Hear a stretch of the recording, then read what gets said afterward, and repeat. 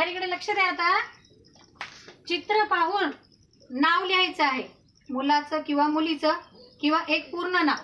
यामध्ये बरेच नावं येतात, पण तुम्हाला जे जमेल ते तुम्ही लिहा. आलं लक्षामध्ये?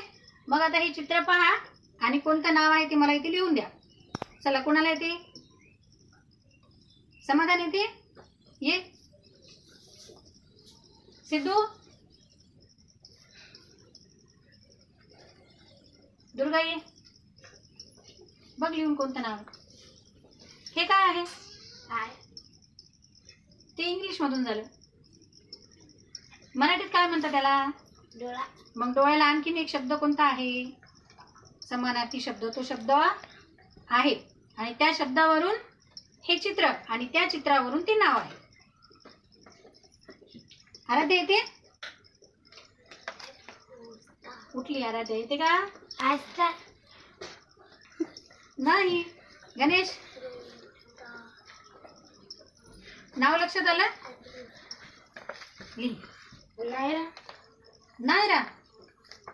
नायराला इथं काय आहे? चित्र कोणतं आहे? नायरामध्ये हे कुठलं आलं? स्टार आला का त्याच्यामध्ये? आला का? नाही मॅडम. ईश्वरीला येते? काजल. काजल. काजल कुठे येते? आणि स्टारचा उल्लेखच नाही त्याच्यामध्ये, काजल मध्ये. तुम्ही जे नाव सांगाल त्याच्यामध्ये हे आलं पाहिजे की नाही? दुर्गा येते का? स्वरा. नयनतारा.